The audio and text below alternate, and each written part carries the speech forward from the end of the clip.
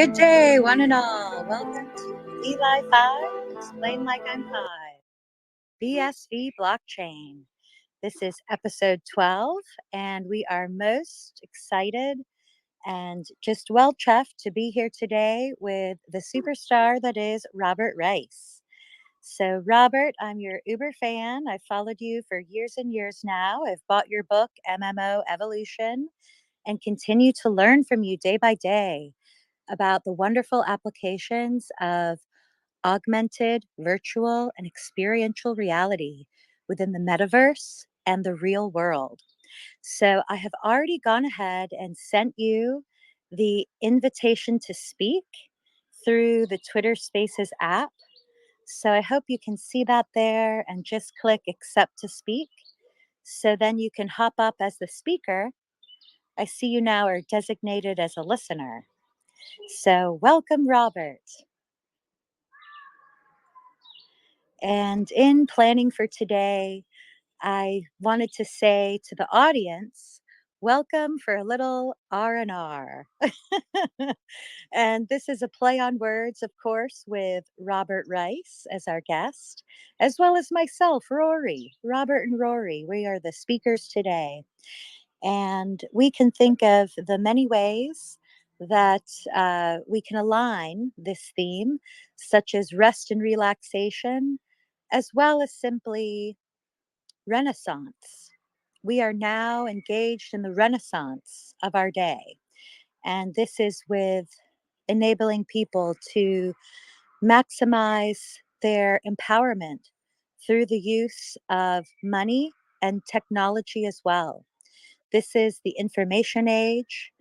The data economies are ever emerging, and both businesses and individuals have unique opportunities in the history of civilization that are now at hand today.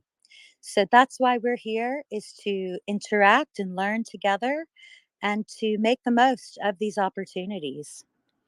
So I will go ahead and see what's happening with the microphone. We can't wait for you to drop the mic, Robert. Some mic drop moments.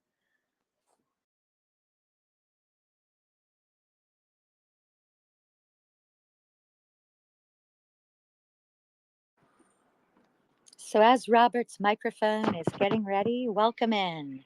I see Drake or Drock and Pete Pagoda, Wiseman, and BSV Blockchain, our co host, all here in the room. And likewise, we welcome anyone who's a little bit timid to sit behind the fan and listen in.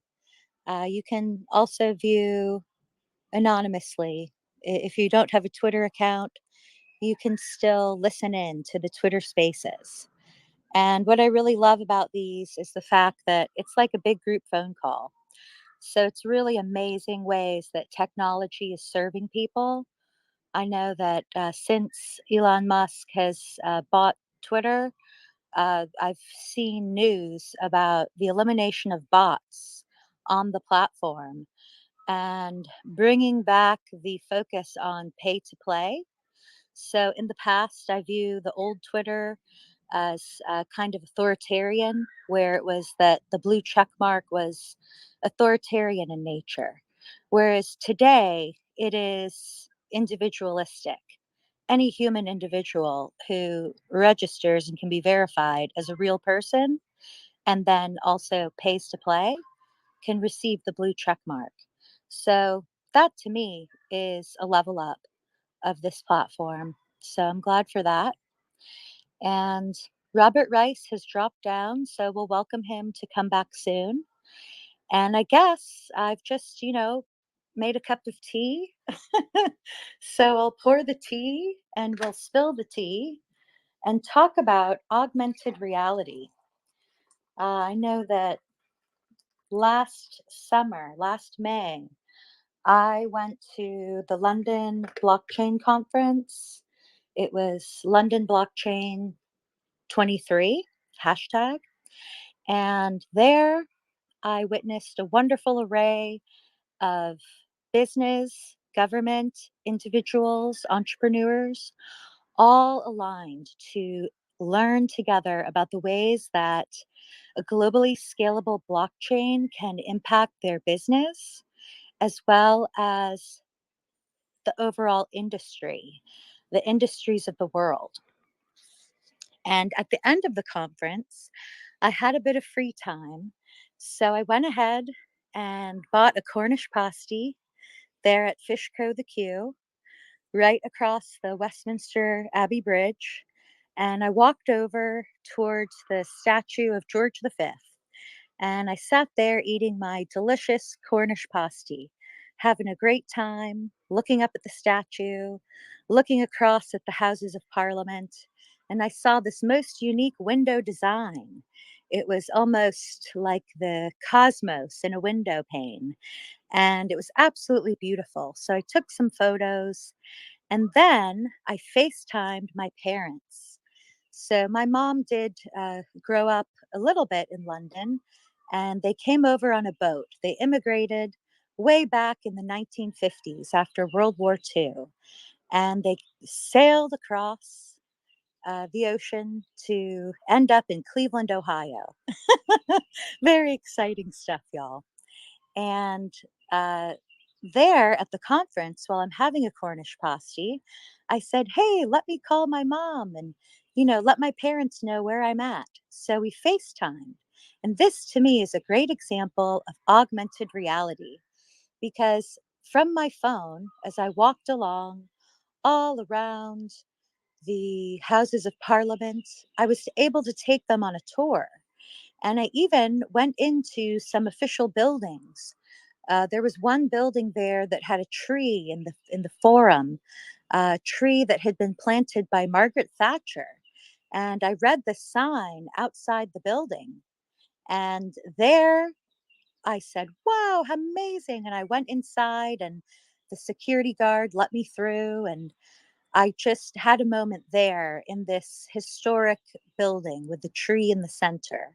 And I thought, this is amazing that I can share this with my parents. They too were well impressed. Fortunately, I had, bought the upcharged data, international data for the travel period.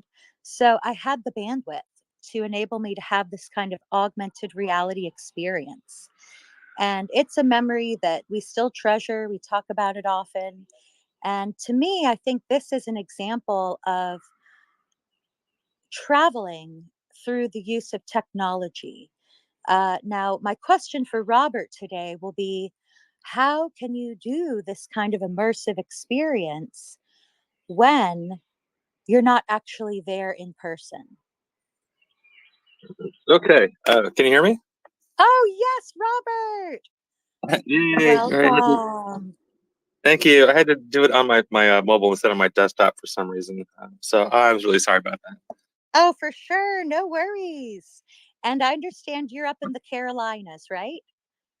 Yes, North Carolina. The North better Carolina. Carolina. Yeah, Sorry, where? this is the better Carolina in Raleigh. Ah, okay. We got some Raleigh spirit. Okay. So maybe we can say Robert and Raleigh for the R&R theme. Well, how's the pollen these days? My car is yellow and I don't own a yellow car. Yeah, so still growing strong. Spring is in the house, that's for sure. Same here in Georgia.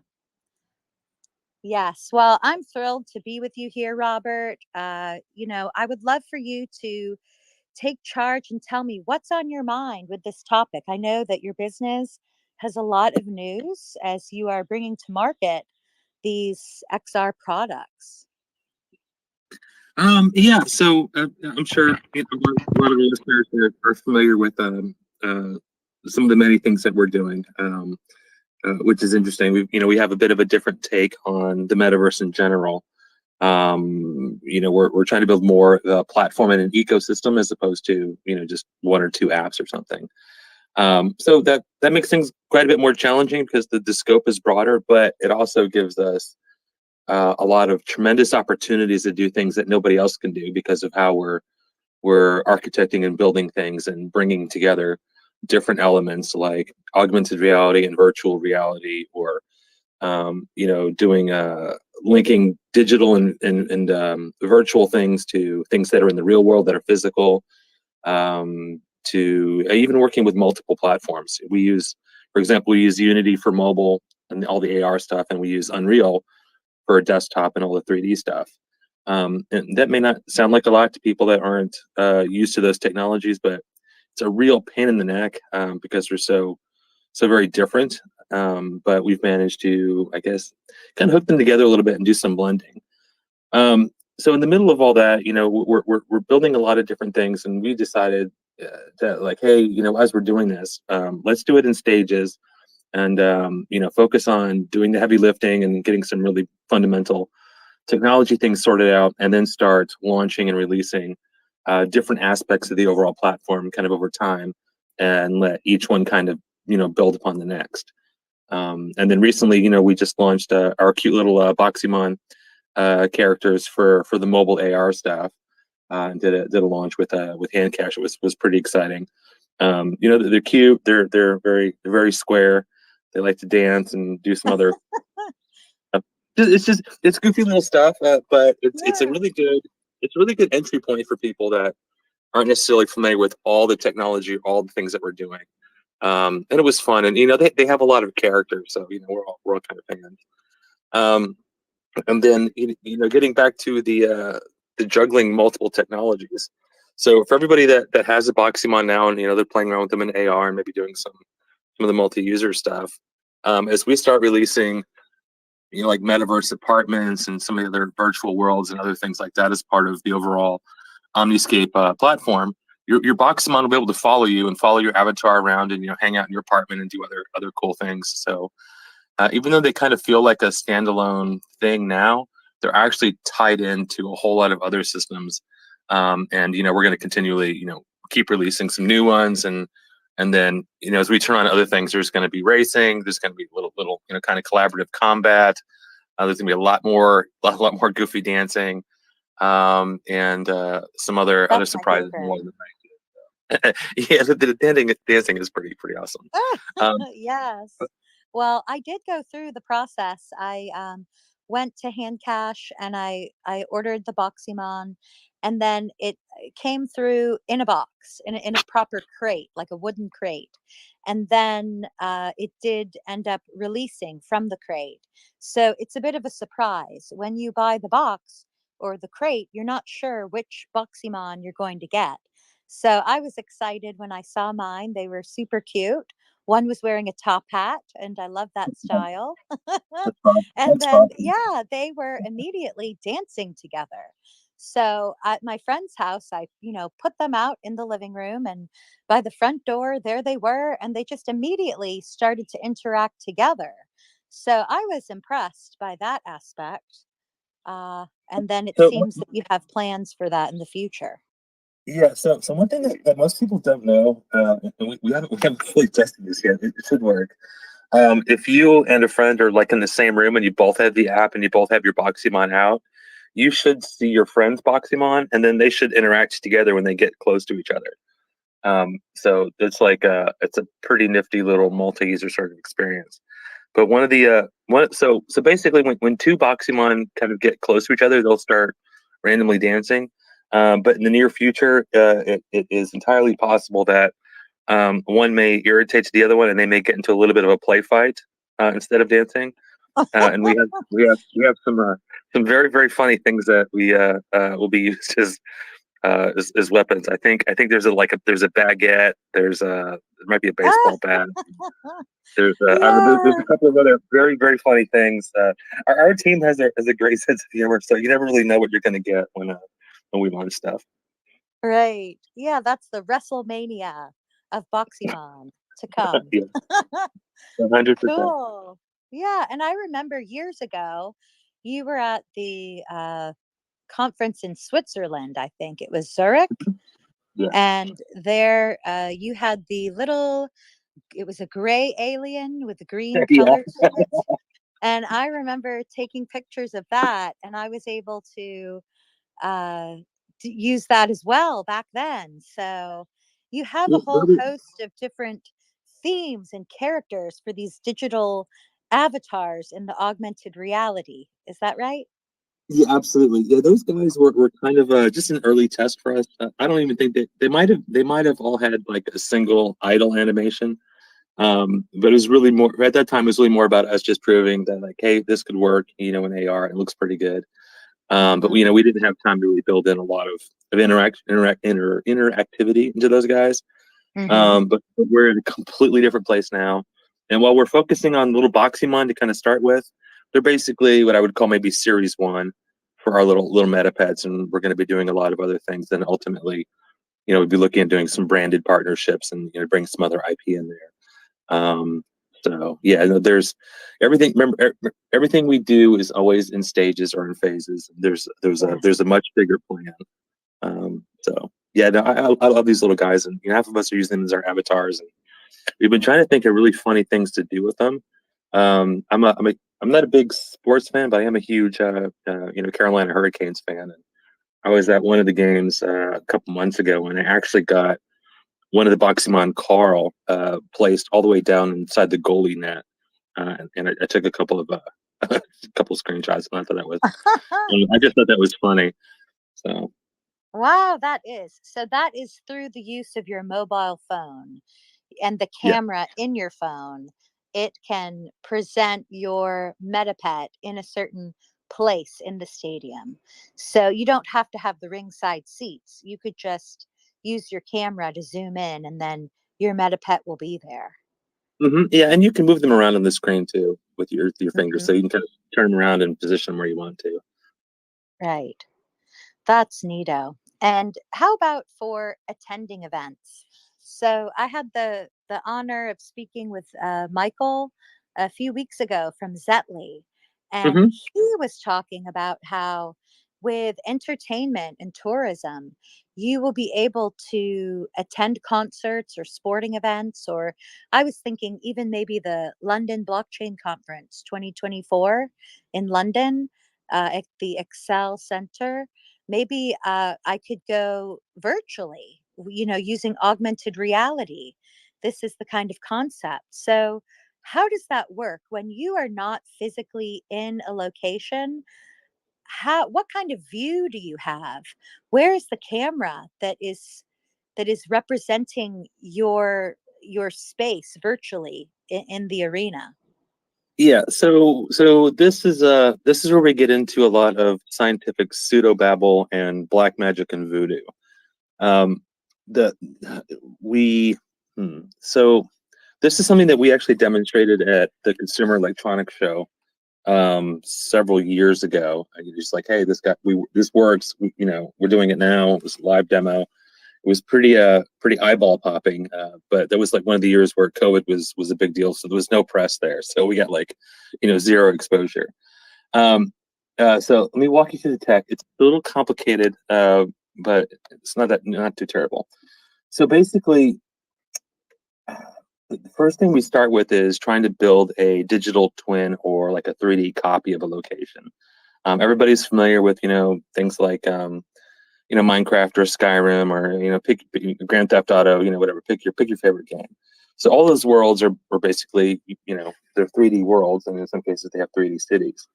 So in our case, we would do a 3D digital twin of a city like London, which we currently have. It's not ready for release yet, but we have it.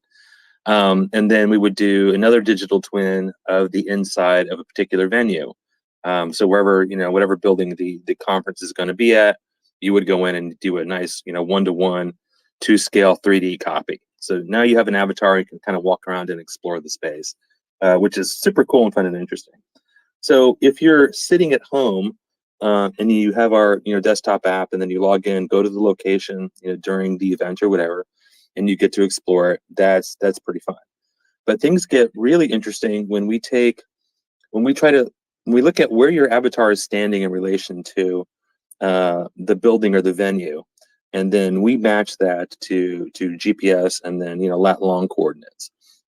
And then what we do is we switch over to somebody that's actually at the event. So like I'm here, I've got my coffee, I'm in between sessions, I pull out the mobile app, and I turn it on. So at that point, we take that user's GPS address, send it off to the server, and then match it. So if the person that's at the event is in the same room or the same space where the remote person has their avatar and the digital twin, now we're able to kind of, compare and match those two. So me as the remote person, I will now have my avatar rendered as a hologram in AR that you, the person at the event, would see, and then vice versa, because I know where your GPS is and I know where you're facing. I can render your avatar in the digital twin 3D space. So for me, I'm remote here in North Carolina. I'm talking to your avatar. We got a real-time voice or something. And then at the same time, you're talking to my avatar, but you're actually there in London. So that's kind of like how we do this magical, crossover sort of thing where we can connect people in one location with people in another location, but one's using a mobile app with augmented reality and the other one's using like a desktop app with, with 3D or virtual reality tech. That is beautiful. And that again returns us to peer to peer, person to person. Yes. Yeah, Neato. there's like obviously events are phenomenal for this, but another really good use case is kind of like learning a language. If you wanted to, I don't know, learn Japanese or something. Yeah, you can take some classes. You can, get Duolingo, Rosetta Stone, or whatever. But the best way to learn a language is almost always by some level of immersion and certainly a lot of usage. So even if you pick up vocabulary, you still need somebody to kind of practice with and talk to, as well as learn about culture and everything, which is why you'd want to go to Tokyo or something to pick up the language. So in our case, you would just grab your avatar, go to the digital twin of Tokyo, and start walking around.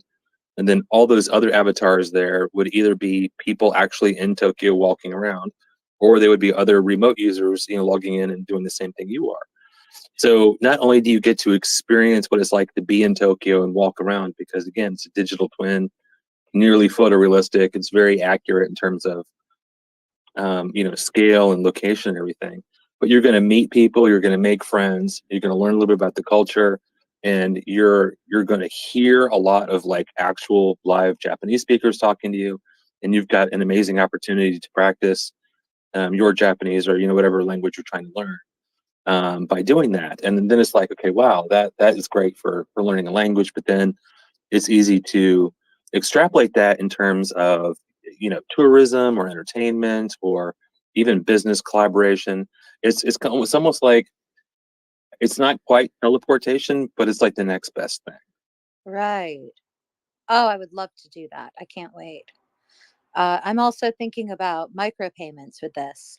So the person that is there, that is on the app, being the physical representative of the moment there, could be paid by the person that wants to see what they're seeing or hear what they're hearing through streaming micropayments, I suppose.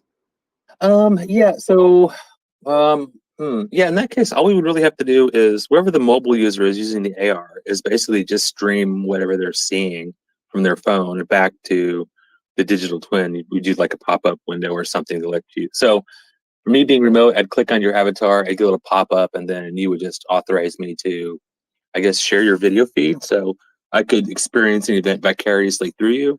And then certainly, we have a whole user to user and avatar to avatar, trade and transfer system. So making that where we're trading objects or a micropayment would be fairly straightforward. Mm.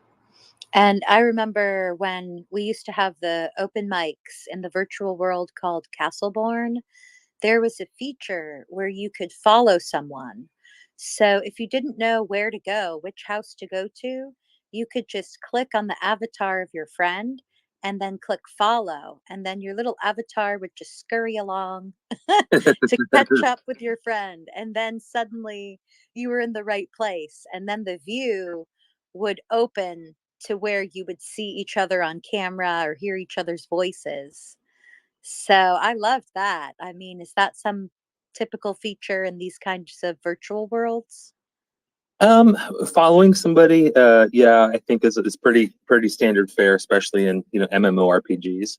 Right. But outside of that, I really can't think of anything that has enabled it just the way you described. I mean, obviously games like Counter Strike have spectator mode, right? So you can kind of follow somebody else's perspective of you while they're running around, playing game or whatnot. But in this particular case, this feels a little bit like remote viewing. If you were in the CIA, or maybe being a ghost and just kind of trailing along and following somebody, with or without your avatar. But I mean, I think that's actually kind of funny, because it's like, years ago I was working on designing some MMORPG stuff, and we were trying to figure out some new things to do with death mechanics, as well as with kind of the idea that most games you've got all your physical attributes, and you also have like your mana or whatever. And we always felt like there was a missing opportunity here to go from 2 to 3. So you'd have physical, mental, and spiritual, right? You put maybe mana underneath one, and spirit or divinity or whatever underneath the second, and then obviously your physical stuff. But then the idea that you could maybe channel your power or your essence or your mana, whatever, to another user, so you could stand back somewhere and basically be like a battery to charge up somebody else, and like let them have all your strength or whatever, so their avatar would get bigger, they'd be way more powerful, and then you kind of sit back and kind of watch in one way. And then the other way was like, okay, well, if I lose a fight, my avatar, kills over and dies. Maybe I'm a ghost that's like linked to my avatar for a little bit. And then you open up a whole nother level of gameplay or whatever, for things you have to watch out for.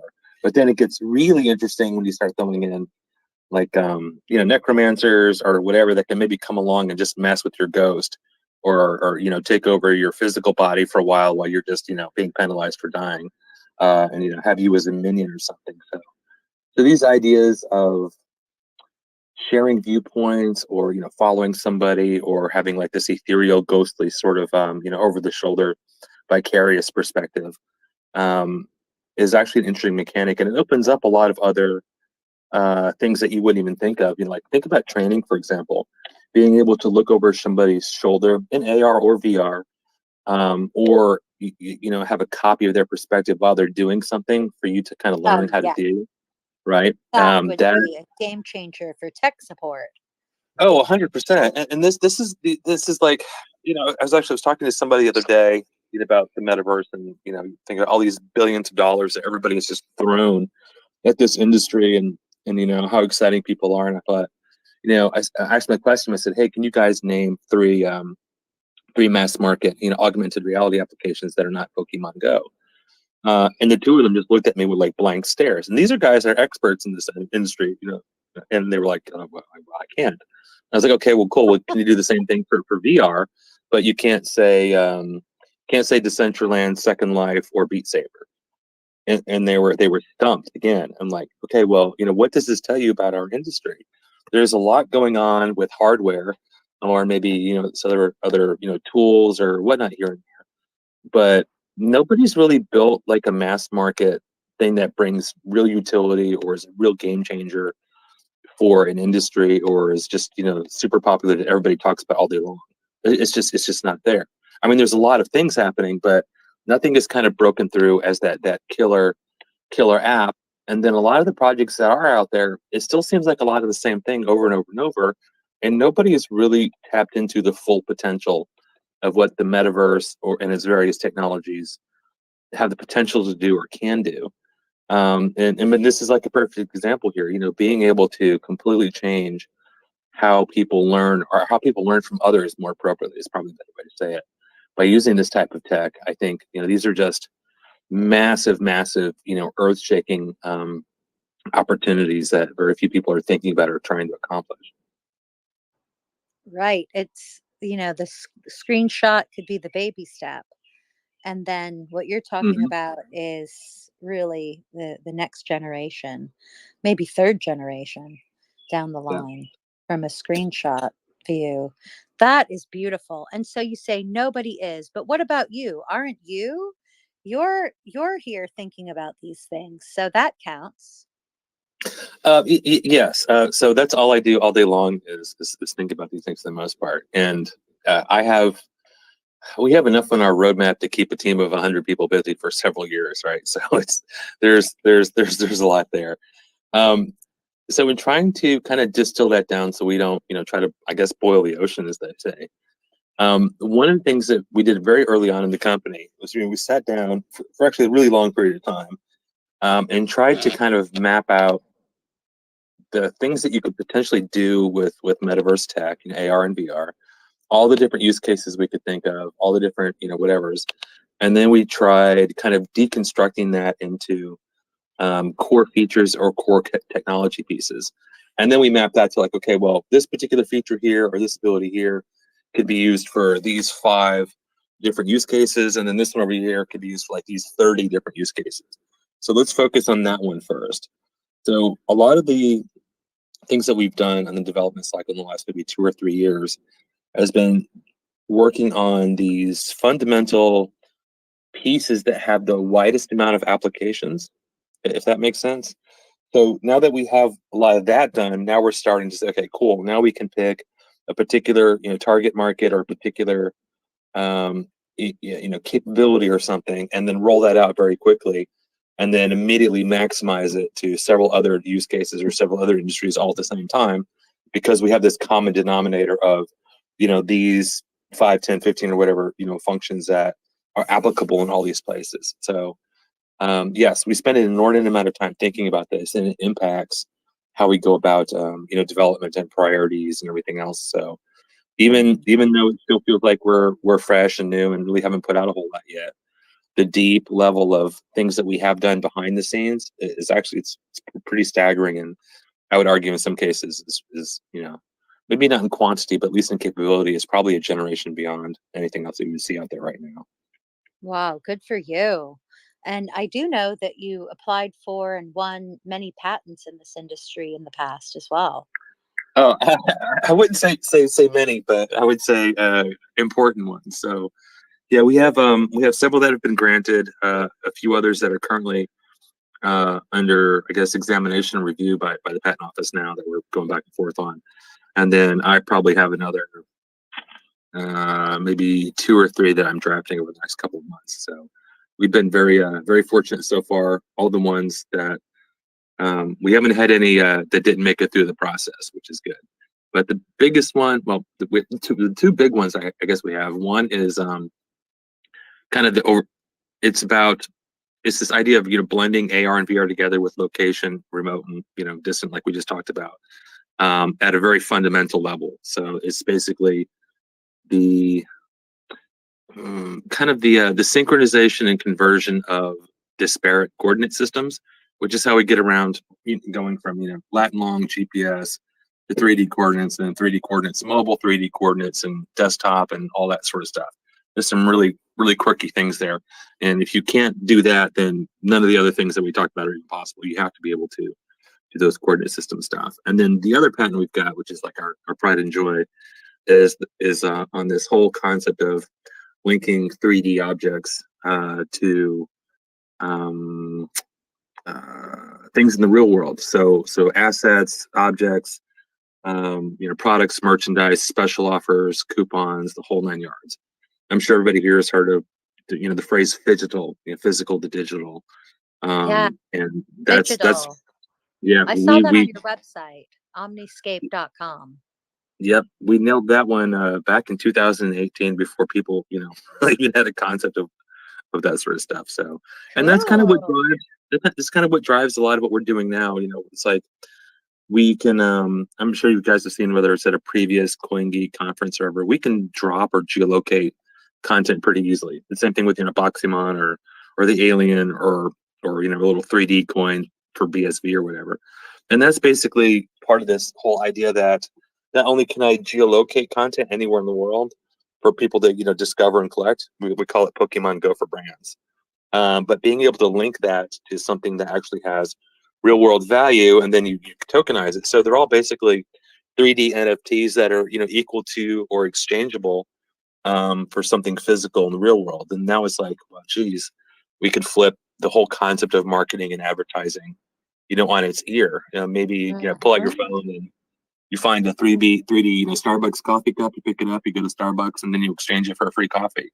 I mean, that's pretty cool, I think. That is. And even for recycling, if you were to find a McDonald's wrapper on the ground, maybe you could pick it up and take a picture of you throwing it away or putting it in the recycle bin and somehow link that, to get credit. Yeah, so I've heard play to earn, and I've heard build to earn, and I've heard a few others. So I don't know. It seems like there might be some fertile ground there to do a clean to earn. Yes, that's right. Pick it up. Pick it up in the hood. Yeah. Well, that is super neat, and I know that Pokemon Go is so popular. Everyone, I'm sure, in a major city in the United States, at least, or Canada, is well versed in seeing troops of friends. They're all stomping along the road with their heads down, looking at their phone, and maybe they wear some funny T-shirts and have long hair. And you say, "Hey, are you guys playing Pokemon Go?" And then they say, "Yes." And you can see what they're looking at. It's this virtual world of Pokemon Go. But again, that world is siloed and it's not interoperable.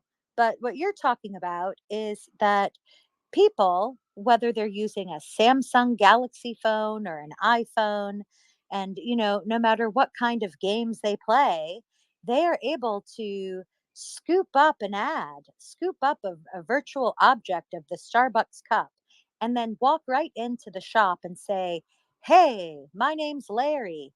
Make me a latte, extra foam." And they've got it all ready because you won that digital coupon. So that's outstanding. But how does that work, Robert? I mean, this is explain like I'm five. So how realistic is it, is my question. How realistic is it for us to have this interoperability in the virtual world? What if they're siloed like on different platforms? Um, so there's two different elements to that. One is the application itself, right? And this is where a lot of the siloing comes in from, right? So you can't play Fortnite, pick up an object, and then go over to Counter Strike and then drop the object. They're two completely different systems, different game. Like it's everything is just completely different. And then that's just on the application side, and then on the technology side, a lot of times you see like web-based games or like Decentraland, for example. They're web-based, 3D VR, which means everything runs in browser. And then you compare and contrast that to say Skyrim, where it's a huge downloaded application, it runs on Unreal and everything else. So all the file formats, all the technology, those two are just two completely separate things. Even though they're both 3D worlds, everything else is kind of different. So what we kind of decided to do was try to work out a way to abstract out a few different things. So, like early on, if you wanted to grab a Boxymon, or when we start launching, collectible branded goods, later this year, or summer with a bunch of brands, you're going to need our app for it.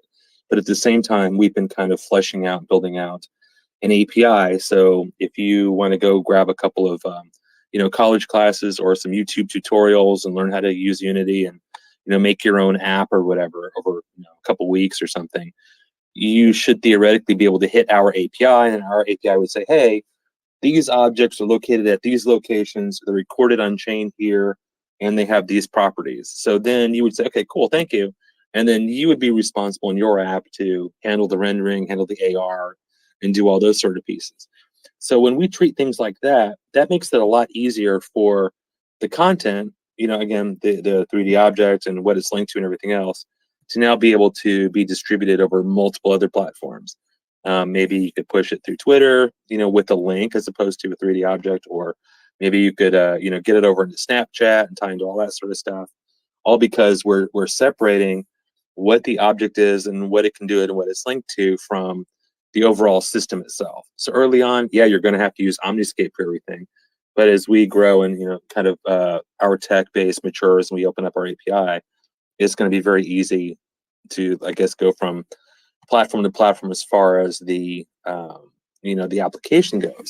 And then in the back end, this is the other part that gets kind of really sticky, and nobody's really, I guess, worked on this yet.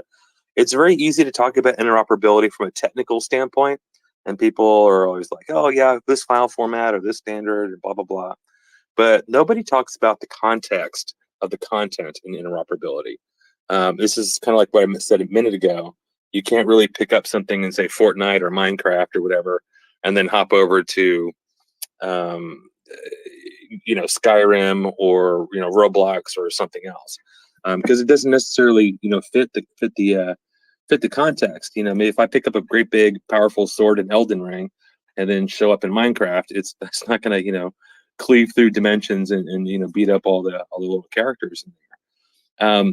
So interoperability has to be more than just the technical side. People have to be thinking about it from a content side and from a power side. And even if you have two similar games where they both have dragons and swords, a sword in one game may have a different power structure to it in terms of how it does damage or its durability or whatever, that has to be converted to some degree to be appropriate within the other world, right?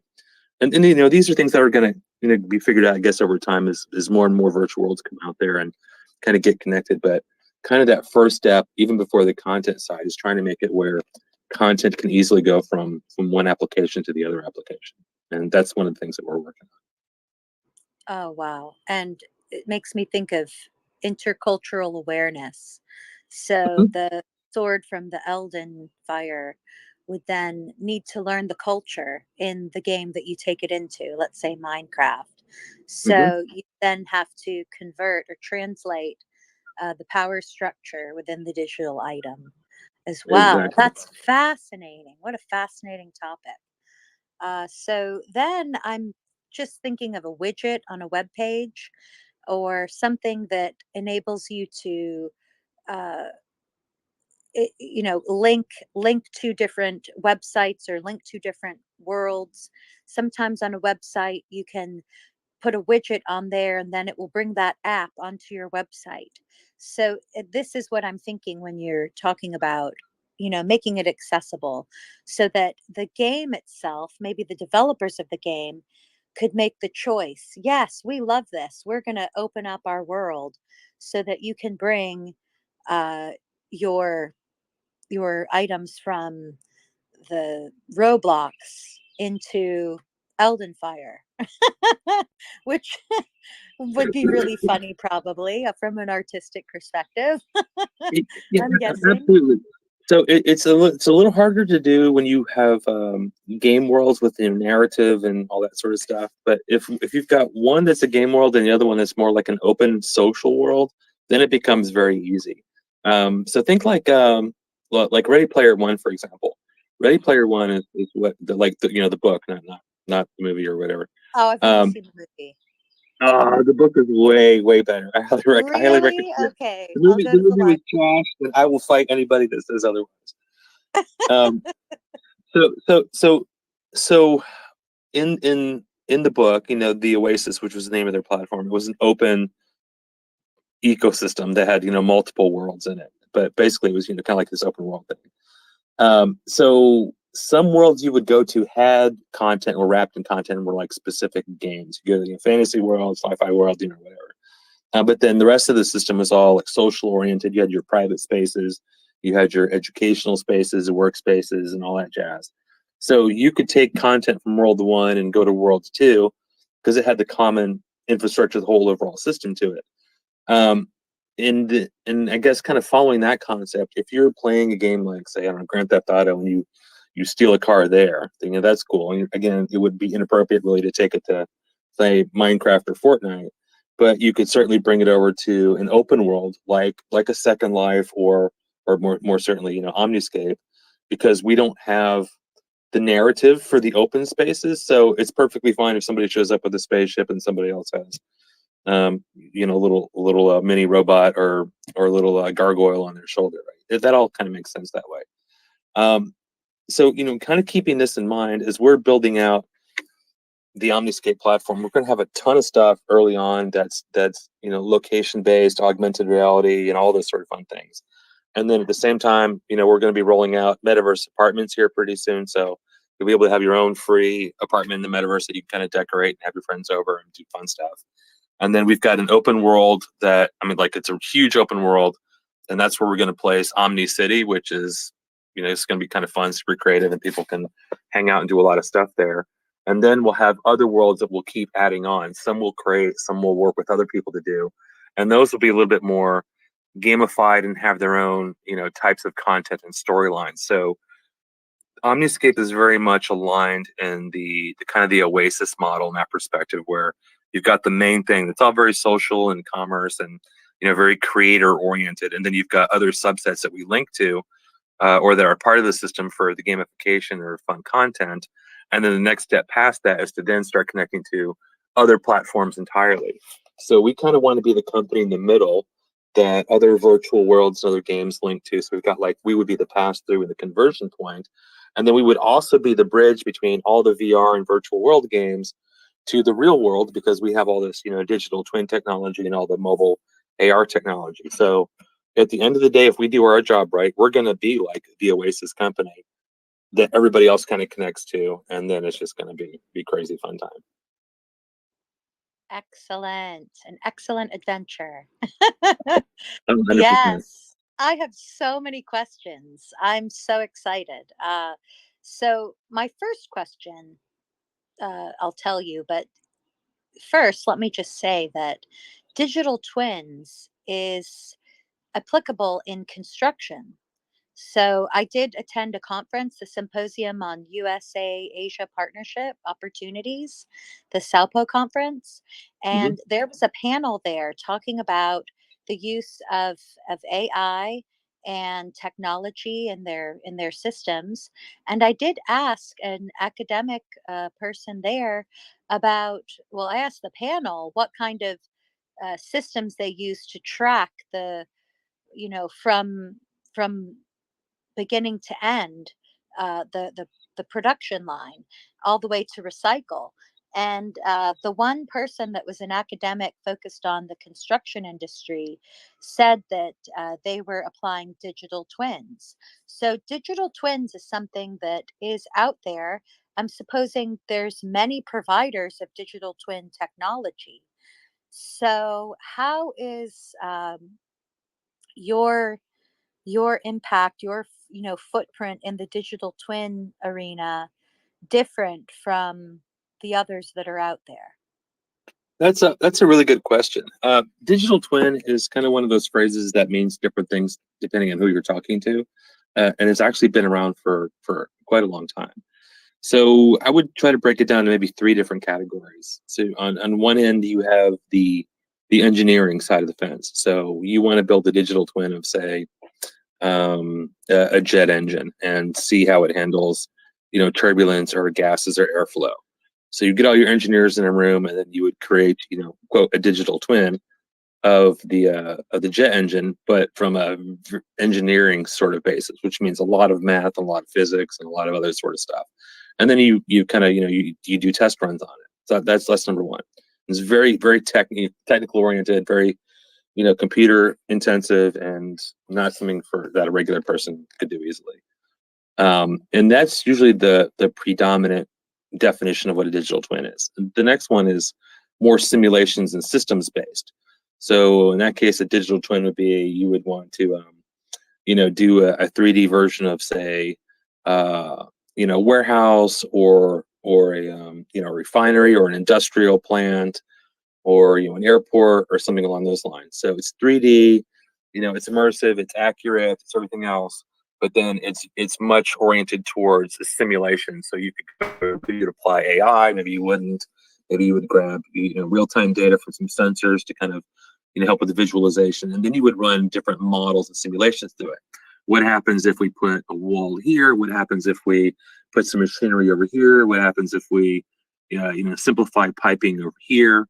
And then you would replay your simulation to kind of get data out of it. And that's the same thing too for like construction.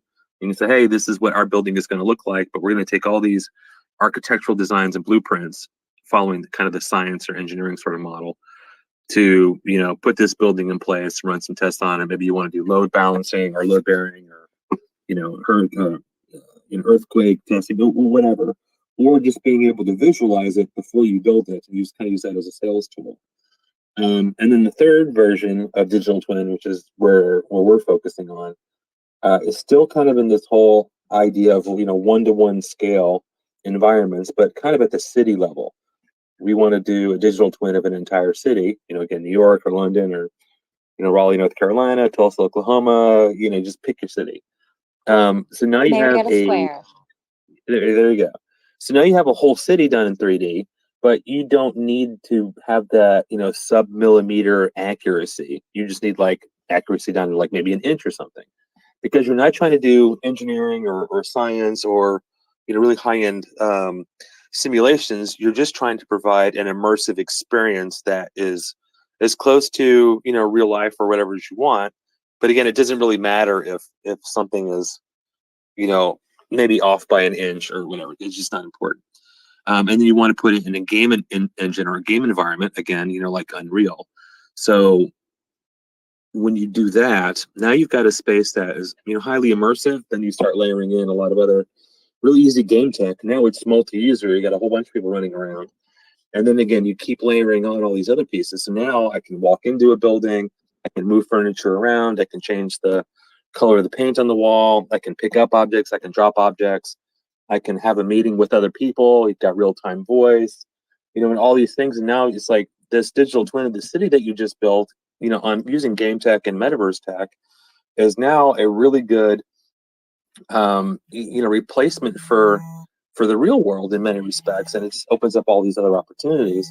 But it doesn't require the same type of scientific or engineering accuracy that you would get with these other types of digital twins. If that makes sense. Oh, yes. Thank you. And another question that I have is, there's been a rush for people to purchase real estate in their games. And, you know, is that sensible? What if it ends up not working out? The game disappears, or, there's not a hot market later. Uh, how is what you're doing with the cities, Omniscape cities, different from what we've seen in other virtual worlds? Mhm. Um, so for the first part of your question, there's really nothing you can do. Businesses come and businesses go, and games and virtual worlds start up all the time, and more often than not, you know, go away. That's the same thing too with food and snacks. There were several snacks I grew up with as a kid that I absolutely loved, and you can't buy them anymore. It really sucks because I would kill for one sometimes. So you really can't avoid that, but it's part and parcel of just the industry. I mean, yeah, I don't know how many hours I spent playing EverQuest when I was younger. And some other games that aren't even around anymore, but it was worth every minute and all the money I spent playing those games at the time.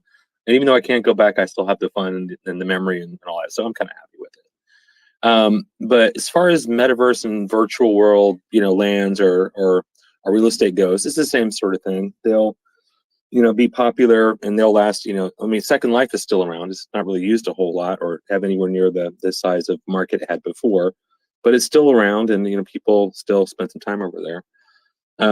So yeah, it's just one of those things. But as far as what makes us different, most of the time when you buy virtual land or real estate in a virtual world or a game, it's either because you want to have control over space so you can build something on it, which is fairly common. Or it's a speculative sort of thing where you just like, oh, hey, I just bought the Eiffel Tower for 20 grand on the Super World app or something. And at that point, it's not even speculative. It's more like just like bragging rights um, it's like, yeah, look at me, look how awesome I am. There may or may not be a market to turn around and flip it again. And, a lot of times you'll see these press releases where somebody bought some, again, like I'll use the Eiffel Tower as an example, for some outrageous amount of money. And like, yeah, cool, nice flex, bro. But, you never hear about them reselling it to somebody else because they were the sucker that dropped, a huge amount of money on it. But even then, it's like, okay, well, cool. So I spent this money and I bought these locations, or I bought this land, and maybe I built something on it or not. But then it's like, well, what's the utility? What goes past it? Why does this have value? What does this do for me? In a case like Second Life, it was all about building stuff, which they were very good at then. And even when you bought an island or bought a space, you could still do a lot with it. The problem with Second Life was when people started leaving or going away. And it was like the at the very center where they started, where they had a huge lot of activity when they first began. When those people left, those center spaces stopped having traffic. So as new people came in to buy property, they kept doing these, it got bigger and bigger and bigger. So new people would be coming in at the outer fringes. They would buy some cheap property, whatever, but they wouldn't see other users. So the population kept declining because it got boring and less interaction with other people. But there was nothing you could do with spaces that were under disrepair, weren't being maintained, or just were old. Because again, that's part of what happens when you sell a location and don't have some kind of way to recover it or refresh it. So in our case, we're trying to basically flip the model on stuff. So um, we did a test on this before a couple of years ago, and we're completely redesigning the whole system and probably going to launch it here in a couple of months, where you'll be able to go in and buy a location like you would a domain name, and that's how we're going to treat it. So it'll be really low cost, kind of inexpensive. You can buy any location you want anywhere in the world. $5, $10, or something nice and inexpensive, and it's yours for say maybe 2 years, and then you have to pay a renewal fee, like another $10, just like a domain name. But you can still sell that at any time to some other user for whatever you want. Again, like a domain name, which is kind of cool. But now things really start getting interesting, because when you buy the location, you get it in the real world and you get it in the virtual world at the same time. So it's like, okay, cool. So now I can place content and I can build stuff and do all these other sort of things at this particular location. So that's not, Wow. well, it's gonna get even cooler here. So just like we can geolocate content anywhere. I mean, I could drop a crate with a Boxy in your backyard in like 5 seconds, right? Or Mhm.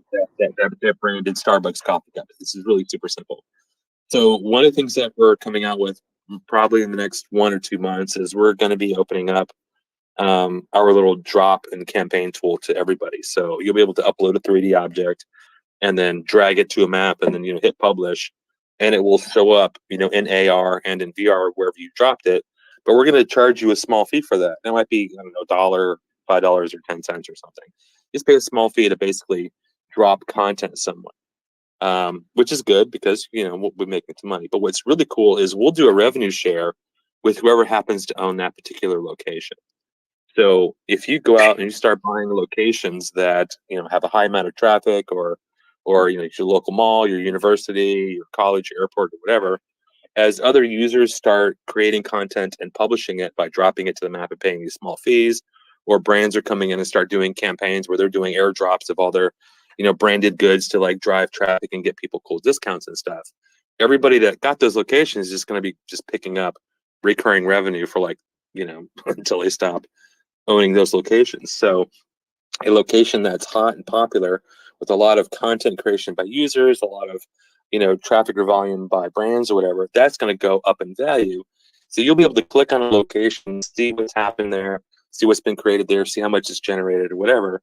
And then again, if you own it, you're going to be pulling in a nice little revenue share of that. And this is the type of utility and like ongoing value I think that the rest of the market is missing. And if you've got a location and you don't pay your renewal fee or whatever, it doesn't matter if it's worth $1 million because it's creating a ton of money.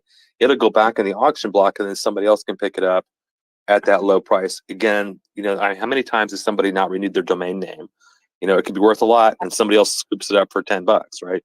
It's the same sort of concept. So when we do that, that means as people leave the system or they become inactive, all those cool, whatever it is, content or location, whatever, it goes back into the system, and it's always going to be accessible for other users. You don't have to be rich or wealthy or whatever to participate and have fun and create stuff and make a little bit of money. So we're trying to create, I guess, economic opportunities and creator opportunities for everybody as much as possible. I love that. And that way, if you're late to the game, you're not the early adopter, there's still a chance for you to join in the fun.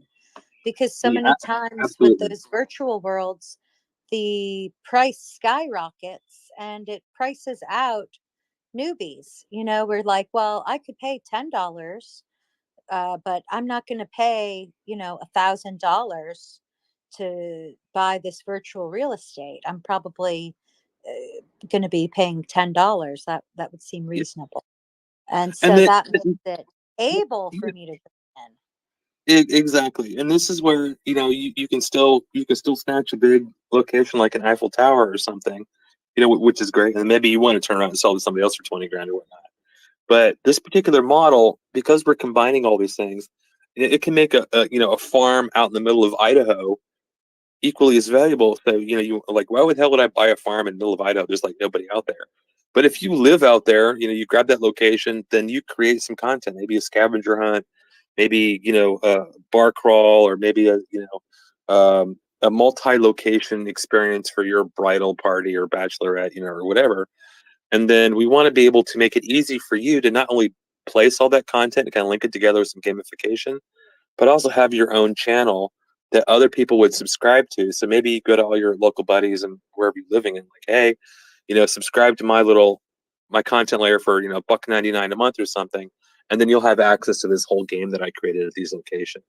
And then they go in and they do stuff. And, that activity as well as the content increases the value of the location. And that's the thing that attracts other people to like, hey, there's things happening here. I want to place content here as well. I want to put, branded virtual goods here. And then each of these, it's like a virtuous cycle where each one feeds on the other one. So even if you have what you would think would be a low value location, it can get very valuable very quickly as people do things and create things and share things. And then on top of that, there's nothing to keep us too from taking another slice out of the pie and like doing another revenue share and say, hey, if you go and you buy a location or you publish content out in the middle of the Pacific where that great big, floating plastic island is, we'll donate some portion of that to some fund that's out there trying to, save the world and clean up the plastic. Or maybe you want to, support, PETA or, animal rescue. I mean, there's so many things that we can do where we can tie in content creation and publishing and fees and all this metaverse stuff back to important causes, and charities, whatever that people want to support. And again, create this virtuous cycle. So it's always facilitating and enabling and creating opportunities. Ah, yes, IRL in real life. This is so meaningful. And I have a friend that made a game, a kind of Monopoly app of our hometown, the little town Oh, square. cool. And it Yeah. had all of the different locations that were there in real life as the game. And I said, wow, this is so cool. So he has some dev skills. He works in another field. What should I do to tell him about this opportunity with Omniscape? So that's the type of thing that we want to enable and facilitate. I mean, we still have to build out tools for it, but this kind of gets back to what I said earlier, where we've been relatively quiet for several years working on a lot of the fundamental and underlying technology. But now that we have that, again, the next part is all the cosmetics, the user interface, the pretty stuff, but also layering tools on top of the technology. So one of the tools we have to build is we're calling our campaign tool, and that's what's going to allow people to. So like right now, you can drop content on a location. That's super easy to do, no problem. Taking it a step further and adding in some gamification with the switches and locks and conditionals and all these other sort of things where a user can drag and drop. That's kind of that's on our roadmap for later this year. But when that's done, somebody like your friend could say, okay, cool, here's my objects that I paid some guy in Upwork to do. Is all I got, my little 3D Monopoly whatever's, and here are the locations I want to put the content at, and now I want to link them with this other gamification. So maybe I got a little dice roller and I got some points, and I can pick up or choose or buy or sell or pay rent or whatever Monopoly stuff is. We want to make it that simple, drag and drop, so grandma can do it basically. Mm. Yes, I would tell him to join our Discord, sign up for our mailing list, and pay a lot of attention to what we're doing. And then as we begin building out some of these things, we're going to be looking for community input. What do you guys want to be able to do? How do you want it to work? What's on your wish list? Because you guys are the end users, so we really want to pay attention and get feedback. I mean, we think we know everything, but we also know that we don't know everything, and getting an end user's kind of input and idea is will end up for a much better product. Radio. Well, the task is at hand. I'll gather friends together. Maybe we could have another BSV meetup, and then I could have this as the next step. or the call to action at the meetup would be, let's all download the Omniverse app and then see what we can do already and discuss what we want to do in the future. So I think Absolutely. that'll be my next step here. And Robert, I want to be respectful of your time because you are a game changing pioneer, master player out there in the world. And we have reached the hour point of our talk today. But I want to continue the conversation. Please, hope you can join us again on Explain Like I'm Five, BSV blockchain, during the next milestones in your journey.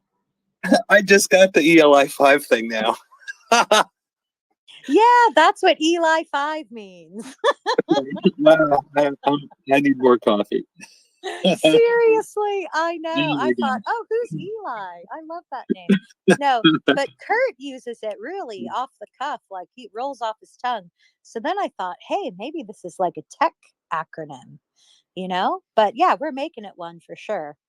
That's very funny. So yeah, that way it's relatable to everyone and we can feel comfortable to discuss these leading edge topics. Explain like I'm five, relate to Awesome. all. Yes. So hope you can come back and explain like we're five again and again. And yeah, I'm definitely going to have fun with my Boxymon pets and then to decorate my apartment soon. Will I receive a notification through the app that my apartment is ready? How will I know Uh, when to start yeah, decorating? no, we'll make a big deal out of it. We'll probably be plastering it all over social media, and then everybody on the email list and Discord and Twitter. Yeah, it's coming soon. Not quite ready yet. We're still doing some Mhm. testing and some polishing. Um, but yeah, it's not gonna be very long. And we also Okay. have a whole nother batch of Boxymon coming out sometime in the next couple of weeks. So Super. Well, as we used to say in college, dance party, 20 minutes. absolutely. All right. Boxymon dance party in the living room coming soon. Actually, I want to challenge people to see the most interesting or most amusing or the most controversial places they can get a couple of Boxymon dancing. So All right. Challenge accepted. Yes. And yeah, Robert, thank you so much. So more power to thank you. you.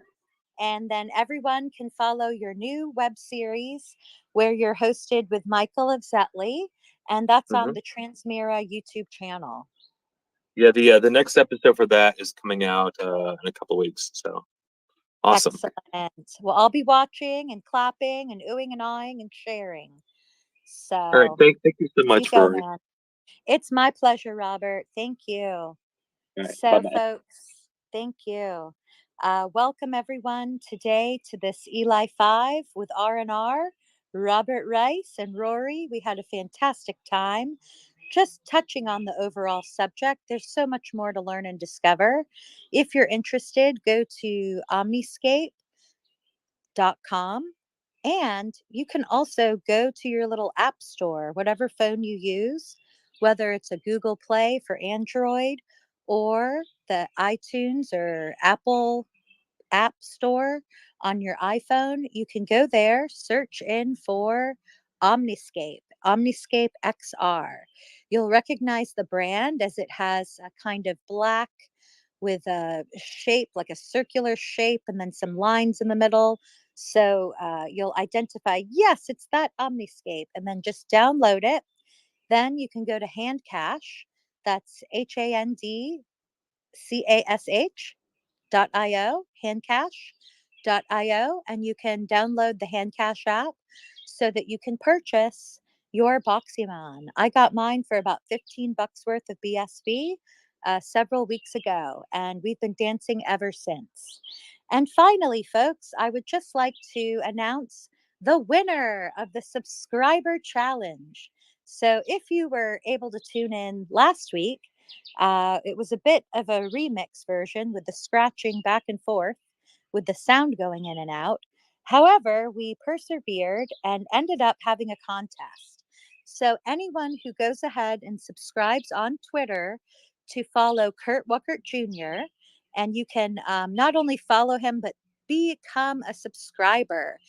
to Kurt Wuckert Jr., the Bitcoin historian, then you can be entered into a chance to win many prizes. And one is a very fancy watch that he's got out. And last week, the BSV Association announced a one BSV win.